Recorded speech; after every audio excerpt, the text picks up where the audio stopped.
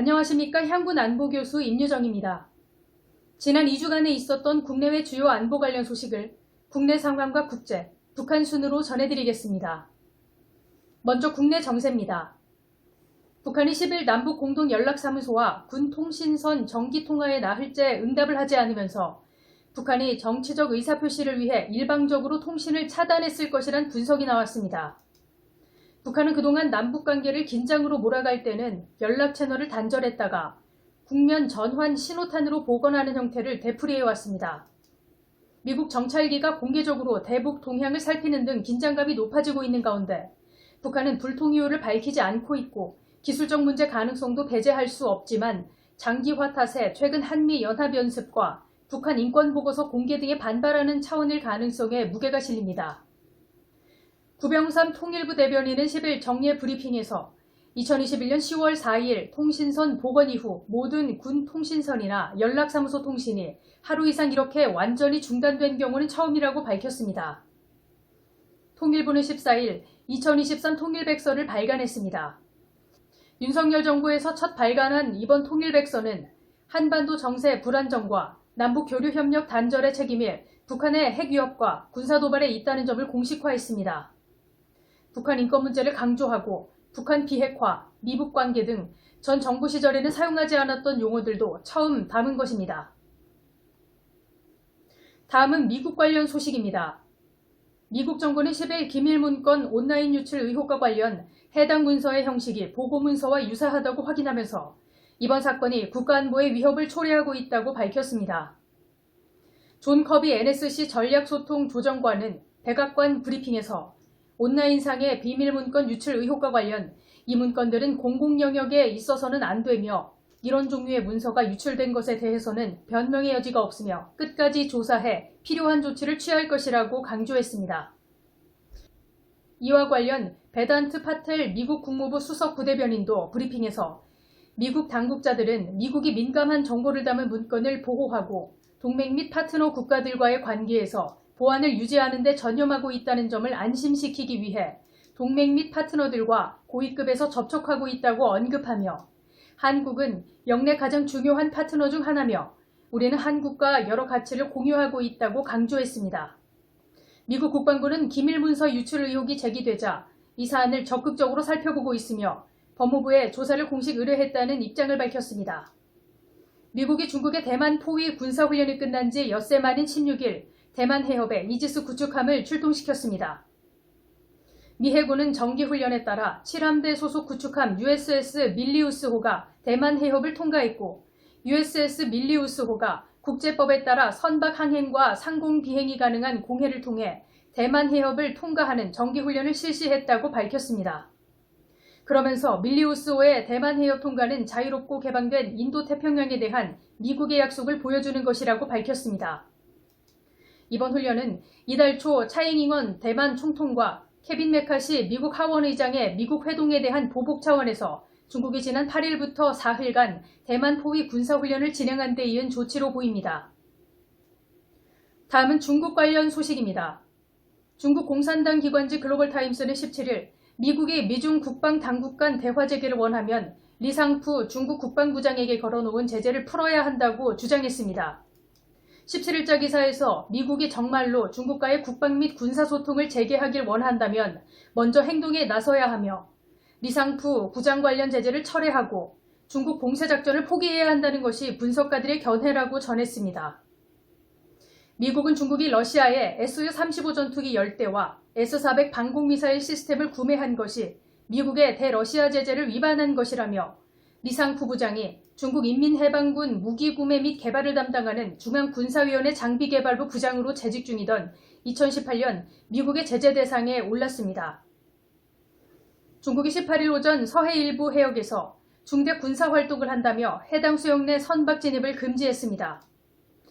17일 중국 칭다오 해사구 홈페이지를 통해 18일 오전 9시부터 정오까지 서해에서 중대 군사활동을 실시한다며 서해의 6개 지점 좌표를 공개해 이 지점들을 연결한 범위 안의 해역에서 중대 군사활동이 이뤄질 것으로 해당 해역 안에 선박의 진입을 금지한다고 밝혔습니다.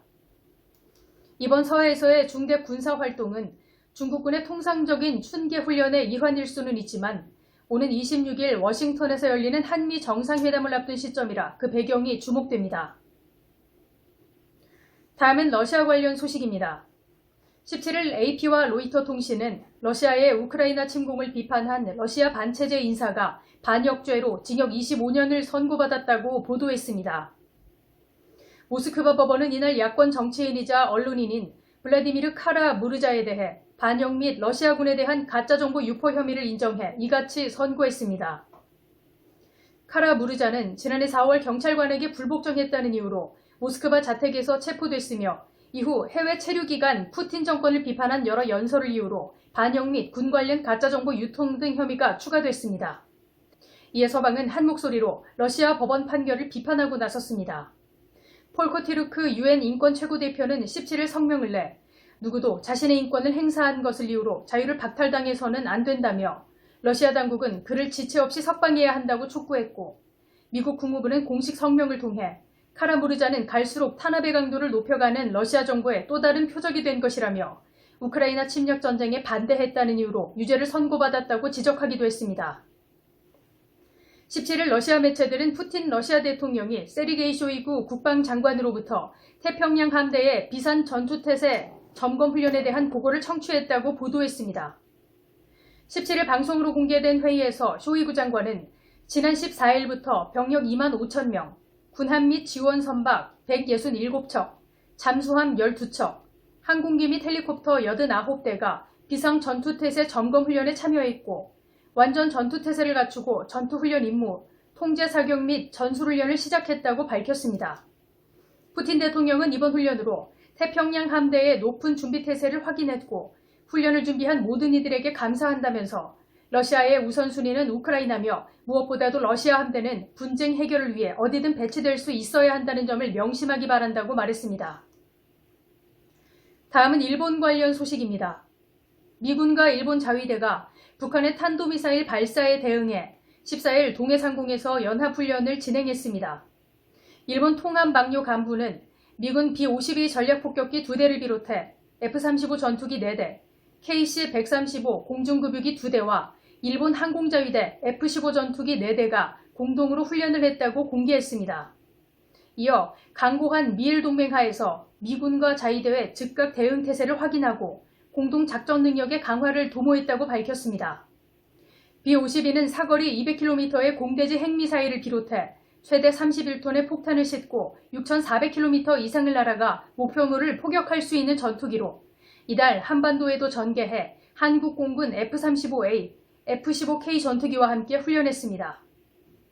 일본 외무성은 16일 나가노현 가루 이자와에서 열린 G7 외교장관 회의 실무 만찬에서 참가자들이 북한에 잇따른 탄도미사일 발사를 강력히 규탄했다고 밝혔습니다. 의장국인 일본의 하야시 요시마사 일본 외무부 장관은 북한이 고체 연료를 사용한 신형 ICBM을 발사한 것에 대해 우려를 표했으며 중국에 대해서는 국제사회의 책임 있는 일원으로서 행동할 것을 촉구하고 중국과 의사소통을 지속하면서 글로벌 과제와 공통 관심 분야에서 협력하는 것이 중요하다고 강조했습니다. 이어 각국 외교장관은 힘을 앞세운 일방적 현상 변경 시도에 반대하고 국제사회의 안전과 번영에 필요한 대만 해협의 평화와 안정이 중요하다는 점을 재확인했습니다. 또 양안 문제의 평화적 해결은 물론 북한과 중국을 포함한 지역 과제에 대한 솔직한 의견 교환과 결속이 매우 중요하다는 데 의견을 모았다고 전했습니다. 다음은 북한 관련 소식입니다. 김정은은 지난 10일 노동당 중앙위원회 본부청사에서 당 중앙군사위 제8기 제6차 확대회의를 주재해 전쟁 억제력을 더욱 공세적으로 확대하고 효과적으로 운용할 필요성을 주장했습니다. 남한 지역으로 추정되는 작전 지도를 세워둔 채 특정 지역을 손으로 가리키며 작전을 지시하는 듯한 모습을 보인 지 사흘 만인 13일 북한이 중거리급 이상의 탄도미사일을 발사한 것입니다. 이번 발사가 김정은이 확대회의를 주재한 지 사흘 만에 이뤄졌다는 점을 고려했을 때 전쟁 억제력 강화의 일환으로 실시됐다는 해석도 가능해 보입니다. 북한의 4월이 선대수령 김일성 주석의 생일잔치 모드에서 살아있는 권력 김정은의 업적을 부각하는 모드로 변화하고 있습니다. 김정은은 2020년 이후 두 번째로 이번 태양절 금수산 참배에 불참했고 ICBM 발사 현장과 아파트 단지 준공식을 찾아 본인 업적 공개에 집중하며 국방 경제 병진 노성 성과를 과시하는 등 특히 작년 김정은 집권 10년을 넘긴 것을 기점으로 이러한 변화가 더욱 두드러진 것으로 보입니다. 또한 김일성 주석의 생일에서 김정은의 집권 성과에 무게가 실리면서 앞으로도 북한의 국방과 경제 분야에서 중요한 성과물이 이 시기에 집중적으로 모습을 드러낼 것으로 보입니다. 이와 같이 김정은은 선대수령의 정통성을 자연스럽게 오버랩함으로써 김정은 체제를 더욱 공고화하려는 의지가 익히는 대목입니다. 양무진 북한 대학원 대학교 총장은 김정은 위원장이 집권 10년 차를 지나면서 나름 국정 운영에 자신감을 가지는 것 같다며 선대보다는 자신을 중심으로 북한을 통치해 나가는 행보를 더욱 가속화할 것이라고 내다봤습니다. 이상으로 향군 주간항보 정세를 마치겠습니다. 감사합니다.